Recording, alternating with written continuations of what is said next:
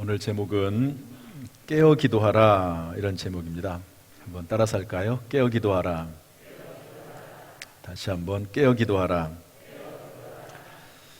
여러분들은 산에 자주 가십니까? 우리 교회도 한 달에 한 번씩 등산하는 팀이 있었죠. 물론 지금은 코로나 때문에 쉬고 있지만 조만간 열리게 될 겁니다. 한 달에 한 번씩 산 하나씩을 이렇게 정복해가는 그런 과정은 참 즐거운 시간이었습니다. 못 올라가시는 분은 그냥 산 중턱에까지만 가시면 됐고, 또 그것도 힘드신 분들은 그냥 산 아래에서 물 가운데서 이렇게 물장구 치면서 보낼 수도 있습니다. 등산을 마치고 나면 조금 시간이 늦긴 하지만 다 같이 지역 음식점에 가서 음식을 맛있게 먹었습니다. 아주 행복한 시간이었다고 생각을 합니다.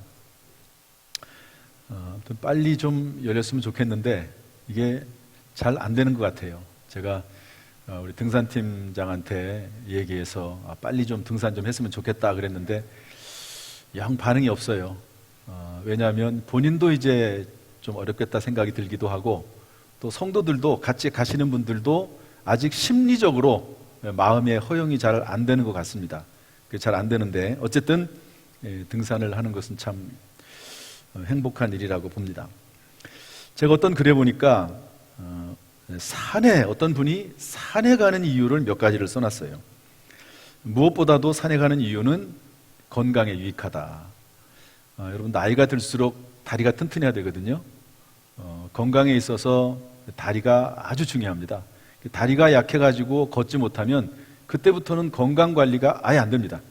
걷지 못하는데 그걸 어떤 관리를 하겠습니까? 그러니까 아무튼 꼭 등산이 아니더라도 무릎, 종아리, 허벅지 이런 운동들은 꾸준하게 해야 된다고 봅니다. 그리고 산에 오르는 이유는 마음이 편해지고 초록색이 좋고 새와 친구가 될 수 있어 좋다. 그리고 산에 오르면 아이디어가 막 솟아난다. 사계절의 변화를 알 수 있다. 좋은 사람들도 만난다. 또 좋은 사람들과 함께 갈 수도 있겠죠. 성취감과 감사함이 있다. 이렇게 써놨습니다. 단점이 하나 있다. 아마 이 글을 쓴 분이 여자분인 것 같은데요. 여름이 되면 벌레가 많아서 그게 좀 걱정이다. 이런 글을 써놨습니다. 어쨌든 산에 올라갈 수 있는 것은 참 행복하다. 이렇게 글을 썼는데요. 그런데 오늘 본문의 말씀 보니까 예수님도 산에 자주 가셨습니다. 그 산의 이름은 감람산입니다. 아마 감람나무, 올리브죠. 올리브 나무가 많이 있었던 게 아닌가 생각이 되는데, 예수님도 그 감람산에 꾸준하게 오르락내리락 하시면서 지금 열거한 여러 가지 산이 주는 유익을 누리겠죠. 물론 예수님이 거하신 그 땅의 산은 우리의 산하고는 좀 달라요. 숲이 우거진 것도 아니고요. 거의 광야와 같은 곳이니까. 어쨌든 한 3월, 4월 정도는 이스라엘의 그 땅에도 나무들이 자라고, 그리고 주로 풀들이 많죠.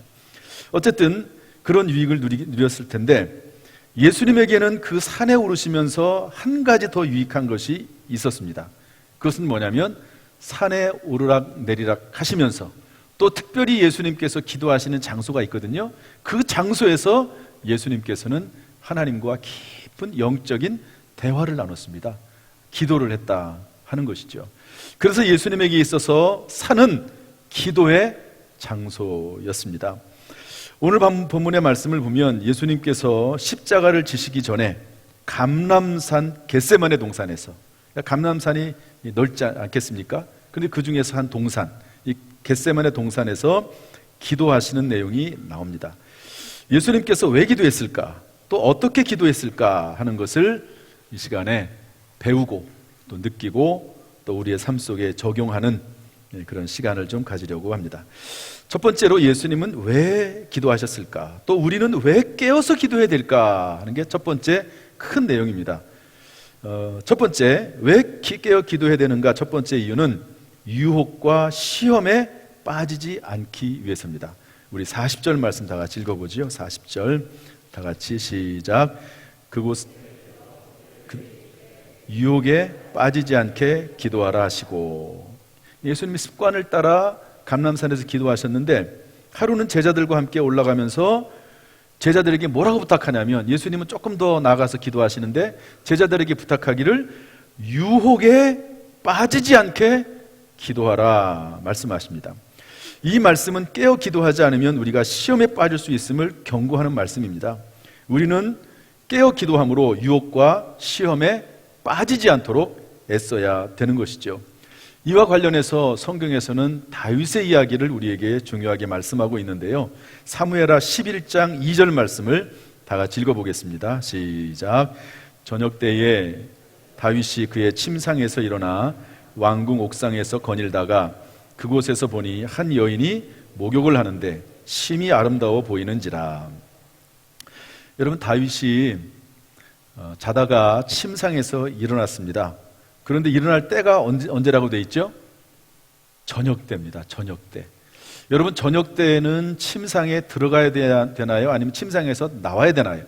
침상에 들어가야 되겠죠. 그런데 침상에서 나왔다는 말은 뭐죠? 저녁 때까지 잠을 잤다는 거거든요. 여러분, 이 당시에 다윗의 부하들은 뭐 하고 있었냐면 전쟁터에서 목숨을 건 싸움을 하고 있었습니다. 그런데 다윗은, 왕은 그 싸움터에 나가지도 않았을 뿐만 아니라, 그리고 왕궁에 있으면서 낮잠을 잔 거죠. 전쟁을 하고 있으면 그 뒤에서 중보기도 했어야 될지 모릅니다. 그런데 그러지 않고요, 잠을 잤어요. 그리고 한밤중에 딱 일어나 보니까, 왕궁을 거닐다 보니까 어떤 여인 하나가 목욕을 하고 있는 겁니다. 여러분, 평소에 깨어서 기도하는 사람이라고 하면은 그런 장면을 보면 어떻겠습니까? 당연히 외면했겠지요. 당연히 그 자리를 피했겠지요. 그리고 그 유혹에서 벗어날 수 있었겠지요. 그런데 다윗이 그런 상태가 아니었어요. 그러니까 그 장면을 보고 너무 마음에 들고 예쁘고 유혹에 빠져가지고, 이 사탄 마귀 유혹에 빠져가지고 부하들을 시켜서 그 여인을 데리고 와라. 그리고 간음하는 모습을 성경은 말씀하고 있는 것이지요. 이것이 우리가 시험에 들지 깨어서 기도하지 않을 때 생기는 유혹 시험이라고 볼 수가 있습니다. 우리가 기도하지 않으면, 깨어있지 않으면 자꾸 자기 생각에 빠져들게 되고, 그것이 마치 하나님의 생각인 것처럼 착각을 하게 되고, 그런 상태에서 악한 영 사탄 마귀가 우리를 유혹하면 그것이 하나님의 뜻인 줄 알고, 그것이 올바른 줄 알고 거기에 빠져들기가 쉽다 하는 거죠.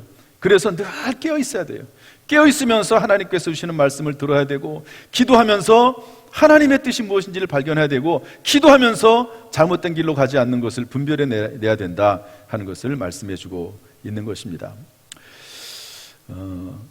두 번째로 왜 깨어 기도해야 되느냐? 하나님의 뜻을 확실하게 깨닫기 위해서 깨어 기도하라고 성경은 말씀하고 있습니다. 우리 42절 말씀 한번 읽어볼까요? 42절 다 같이 시작. 이르시되 아버지여, 만일 아버지의 뜻이거든 이 잔을 내게서 옮기시옵소서. 그러나 내 원대로 마시옵고 아버지의 원대로 되기를 원하나이다 하시니, 예수님은 과연 십자가를 지고 죽는 것이 하나님의 뜻인가 하는 것에 대해서 약간 의심이 좀 있었던 것 같아요. 의심이라기보다도 너무 힘드니까 될 수 있으면 피하고 싶었지요. 하나님의 뜻일지라도 피하고 싶은 마음이 예수님에게는 있었습니다. 그래서 하나님에게 그 뜻을 분명히 하기 위해서, 과연 그 엄청난 고난의 십자가를 지는 것이 하나님의 뜻입니까 하는 것을 물어보기 위해서 기도의 자리에 나아갔습니다. 우리는 하나님의 뜻을 분명히 알지 못할 때 기도의 자리에 나가야 됩니다. 기도의 자리에서 하나님은 하나님의 뜻을 깨달을 수 있는 은혜를 베풀어 주시는 것이죠. 여기에 관련해서 다니엘서는 이렇게 말씀하고 있습니다. 우리 다니엘서 10장 12절 말씀을 다 같이 읽어보죠. 시작. 그가 내게 이르되 다니엘아, 두려워하지 말라. 내가 깨달으려 하여 내 하나님 앞에 스스로 겸비하게 하기로 결심하던 첫날부터 내 말이 응답받았으므로 내가 내 말로 말미암아 왔느니라. 여러분, 다니엘은 바벨론이라고 하는 대제국의 총리입니다. 한 번은 워낙 영적으로 깨어있는 분인데요, 큰 전쟁에 관한 환상을 보게 됐습니다. 엄청난 전쟁이 일어나는데 그게 도대체 무엇인지를 모르겠어요. 그때 다니엘은 20하루 동안 작정하면서 기도하기로 정합니다. 그래서 좋은 떡을 먹지 않고 고기와 포도주도 금하고 얼굴과 몸에 기름을 바르지 않았습니다. 여러분, 이게 무슨 말일까요? 여러분, 총리쯤 되면 매일매일 출근을 해서 나갈 때 종들이, 노예들이 기름도 발라주고 또 옷도 챙겨주고 그러지 않겠습니까? 그런데 그런 것들을 되도록이면 금했다는 겁니다. 이게 무슨 말이죠? 큰 전쟁에 대한 환상에 대해서 깨닫기 위해서 하나님 앞에 기도하는 일에 집중했다는 것을 의미하고 있습니다. 이렇게 기도하던 중에 21일째 되던 날 가브리엘 천사가 와서 응답해 주는 내용이 성경에 나와 있습니다. 이것은 저와 여러분에게도 동일한 말씀입니다. 우리가 무언가 깨닫고자 한다면 중요하게 결정해야 될 일이 있을 때 하나님 앞에 작정하고 집중해서 기도해야 되는 것이죠. 요즘 우리 교회에 작정기도라는 분이 있습니다. 내일부터 특별 새벽기도에 20일 시작을 하는데 그 이전부터 20일 동안 작정을 해서 기도하면서 하나님 앞에 계속 예물을 드리면서 하나님의 뜻을 물어보는 그런 분들이 몇 분 계시더라고요. 그러니까 그분들은 하나님 앞에 집중하는 거죠. 여러 가지 기도의 제목들이 있지만 그 기도에 집중해서 하나님 앞에 기도하는 가운데 하나님의 음성을 듣고 하나님의 뜻을 물어보는 것이라고 볼 수가 있습니다. 이렇게 할 때 우리는 이렇게 깨어 기도할 때 하나님의 뜻을 분별할 수 있게 되는 것이죠. 세 번째로 우리는 왜 깨어 기도해야 됩니까? 기도 시간에 돕는 한 천사의 힘을 얻기 위해서 그렇습니다. 우리 43절 말씀을 다 같이 읽어보죠. 시작. 천사가 하늘로부터 예수께 나타나 힘을 더하더라. 예수님이 기도하시는데요, 천사가 나타났습니다. 도왔다고 되어 있습니다. 물론 천사는 우리 눈에 보이지 않지요. 그러나 기도하는 시간에 하나님은 천사들을 보내셔서 우리들에게 기도할 힘을 주십니다. 그리고 결단하면서 순종할 수 있는 힘을 주십니다. 그러니까 기도할 때 기도의 힘을 주시고 순종의 힘을 주십니다. 참 재밌지요? 여러분, 기도가 안 되잖아요? 그러면 어떻게 됩니까? 그럼 기도해야 됩니다. 말이 좀 안 되는 것 같은데 이게 성경적이에요. 기도가 안 되는 이유는 간단합니다. 그것은 악한 영 사탄 마귀가 기도하지 못하도록 계속 방해하기 때문에 그렇습니다. 여러분, 제가 이제 기도가 안 될 때가 있어요. 피곤하면은요, 저는 매일 밤마다 성전에 나와서 기도를 하거든요. 제가 8시 되면은 꼭 나와서 기도하는 분이 계세요. 그래서 저는 이제 가능하면 8시를 피해서 하든지 꼭 그때 나와야 되면 뭐 4층으로 올라가든지 뭐 지하로 가든지 그렇게 이제 기도를 합니다. 그런데 어떤 때는 기도하기 싫은 때가 있어요. 피곤하기도 하고 막 귀찮기도 하고 집에 있을 때 나와야 되니까 저는 집에서 기도하기보다 꼭 잠시 기도하더라도 꼭 성전에 나와서 기도를 하거든요. 그러면 뭐 합니까? 일단 발걸음을 떼고 일단 무조건 나오는 거예요. 그리고 하나님 앞에 찬송하기를 시작을 합니다. 그러면 찬송이 시작된과 동시에 벌써부터 마음이 변화가 되기 시작을 해요. 그래서 기도의 영이 내 속에 들어오는 것을 느끼게 되고 기도의 영이 충만해지는 것을 보게 되고요. 그리고 기도의 자리 성전에 딱 도착을 하면 벌써 기도할 준비가 되어 있습니다. 기도는 언제 기도하느냐? 기도는 기도하기가 어려울 때, 그때 기도의 자리에 나가는 거예요. 성전이 됐든 어디가 됐든 걷든지 간에 하나님 앞에 기도의 자리에 나아가면 그때부터 하나님께서 기도할 힘을 주십니다. 여러분, 예수님께서 기도하실 때 천사들이 기도할 힘을 도왔다고 말씀하고 있거든요. 기도는 기도할 때 힘이 생기는 겁니다. 그래서 예수님께서 이제 기도하시면서 제자들에게 좀 기도해달라. 내가 너무 힘들다. 십자가를 져야 되는 너무 고통스럽다. 제자들이 다 자지요.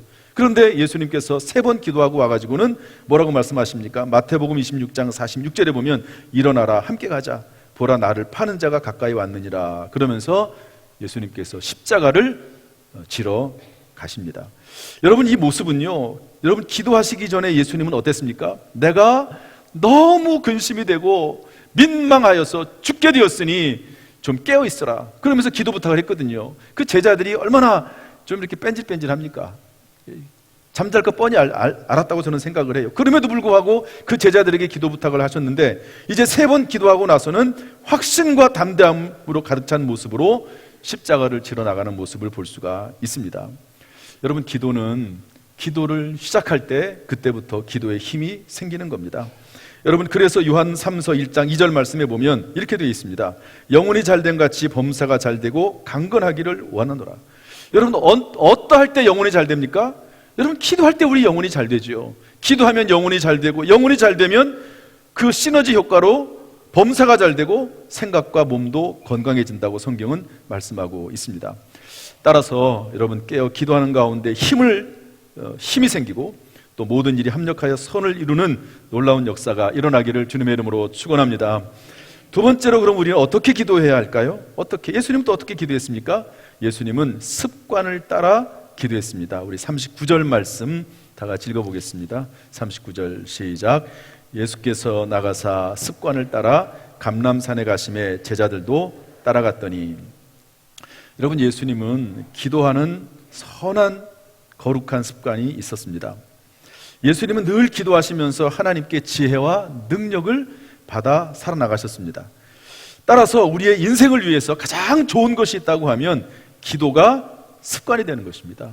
기도의 습관을 가지고 있는 사람, 하루도 빠짐없이 하나님 앞에 기도하는 습관이 있는 사람은 가장 좋은 습관, 인생을 위해서, 자신의 인생을 위해서 가장 좋은 습관을 가지고 있는 것입니다. 여러분, 파스칼이라고 하는 분이 이런 말을 했습니다. 습관은 제2의 천성이며 제1의 천성을 파괴한다. 여러분, 제1의 천성이 뭐죠? 그것은 타고난 성품입니다. 사람마다 타고난 성품이 다 있어요. 제가 목회를 지금까지 하면서 수천 명의 사람들을 봅니다. 그런데 참 성품이 좋은 사람이 있어요. 야, 참 저 사람은 참 선하다, 이런 분들이 있어요. 물론 그 반대도 있겠죠. 야, 저 사람은 예수 안 믿었으면 정말 큰일 날 뻔했다, 이런 사람도 있어요.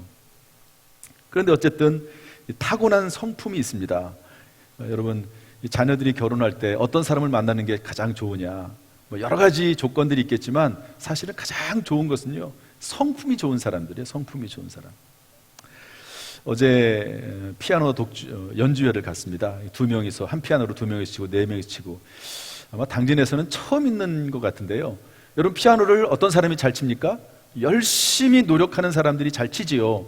그런데 여러분, 진짜로 피아노를 잘 치는 사람은 타고난 사람입니다.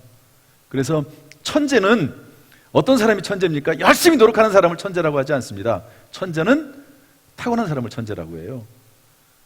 타고났어요. 또 운동도 타고났고 예술도 타고나잖아요. 물론 이제 타고났다고 다 되는 건 아닙니다. 타고난 것 그 위에다가 열심히 노력을 해야지만이 정말로 뛰어난 사람이 되는 거죠. 그래서 태어나는 것, 천성은 상당히 중요한데요. 그러나 그 타고난 성품이랄지라도 제2의 천성이라 할 수 있는 습관이 더 크고 무섭다라고 하는 게 이 말의 요지입니다. 예를 들어서 일란성 쌍둥이가 있다고 생각을 합시다. 유전자가 똑같죠. 한 배에서 똑같은 유전자를 가지고 두 아이가 뱃속에 있는 거죠. 일란성 쌍둥이입니다. 그런데 그 아이가 고아원에 들어가게 됐어요. 그래서 그 아이가 각자 입양을 가게 되는데, 극단적으로 얘기를 해서 한 아이는 조폭 가정으로 입양이 됐습니다. 한 아이는 경찰 가정으로 입양이 됐습니다. 여러분, 그럼 어떻게 되겠습니까? 똑같은 유전자를 가지고 있지만 환경에 따라서 그 유전자를 사용하는 방식이 달라져 버리는 거죠. 그러면은 완전히 다른 사람이 될 수 있다 하는 것이, 그것이 오늘날 유전학의 내용 중에 한 가지입니다. 이전에 조선일보 과학란에 이런 글을 봤습니다. 내가 어떤 환경에서 무엇을 즐겨 먹고 어떤 행동을 즐기는지가 고스란히 자신의 유전자에 저장되어 우리의 운명에 영향을 미친다, 이랬습니다. 우리는 유전자가 있잖아요. DNA가. 여러분, DNA가 그냥 평생 그대로 가는 게 아닙니다. 이 부분은 제가 대학에서 생물학을 전공을 했으니까 조금 얘기할 수 있어요. 여러분, 유전자는요, 변형이 됩니다. 그것을 이제 유전자 변형이라고 하거든요. 돌연변이가 일어나기도 하고요, 치환이 되기도 하고 도치가 되기도 하고, 유전자는 바뀌게 되어 있습니다. 병든 유전자로 되기도 하고, 또 심지어는 요즘은 그 병든 유전자를 바꾸기도 의학으로 하려고 하기도 하지요. 그런데 우리가 환경을 살아나가면서 내가 어떤 생각을 하고 어떤 말을 하고 어떤 환경 속에서 그 환경에 속에서 어떤 습관을 들리느냐가 그냥 그것으로 끝나는 것이 아니라 내 유전자에 적용을 해서 내 후반기 인생을 좌우한다, 이런 말씀이에요. 태어날 때 가지고 있는 유전자가 있는데 내가 살아나가면서 그 유전자가 내 후반부의 인생을 좌우하게 된다 하는 그런 말씀입니다. 따라서 우리는 우리의 운명을 위해서 선한 습관을 갖도록 힘써야 되는 거죠. 특별히 영적 선한 습관을 들이는데 힘써야 되는데, 영적 습관의 호흡이라고 할 수 있는 기도에 힘써야 됩니다. 여러분, 습관은 그냥 쉽게 되는 게 아니거든요. 습관을 들이려면 억지로라도 해야 됩니다. 억지로라도. 유전자에 저장이 되어서 이제는 그냥 그대로 할 수 있을 정도로, 그냥 습관화되어서 자연스럽게 될 수 있을 정도로 될 때까지는요, 어떤 때는 강제가 필요하기도 하고 어떤 때는 억지가 필요하기도 하다고 볼 수가 있습니다. 여러분, 제가 이 설교 원고를 언제 썼느냐, 지난 월화 3일 동안 제가 추석 휴무 시간이 있었거든요. 그런데 수요일 날 새벽 4시가 됐는데요, 잠에서 깼어요. 저는 이제 일단 일어나면 침대에 앉아서 주기도문을 합니다. 무조건 주기도문을 해요. 일어나자마자 다른 거 모든 거 하지 않고 주기도문을 딱 합니다. 그리고 나서 이제 밖에 나가서 화장실도 가고 물도 먹고 다시 이제 휴무니까 누웠는데 잠이 오질 않아요. 그러면서 주일날 설교에 대한 생각이 나는 겁니다. 생각이 나는 거죠. 뭐 내가 하고 싶어서 하는 게 아니라 생각이 나는 거예요. 그래서 하도 생각이면 계속 꼬리에 꼬리를 물고 일어났습니다. 그래가지고 식탁에 앉아가지고 2시간 반 동안 작성해서 만든 게 오늘 설교의 전체는 아니고요, 뼈대입니다. 설교는 뼈대가 있고요, 사람 뼈가 있듯이 거기에 살을 붙여야 되고요, 그 다음에 거기다 옷을 입혀야 되거든요. 그리고 이제 거기다가 생기를 불어넣는 작업을 해야 됩니다. 그런 작업들이 설교가, 한 편의 설교가 만만치 않습니다.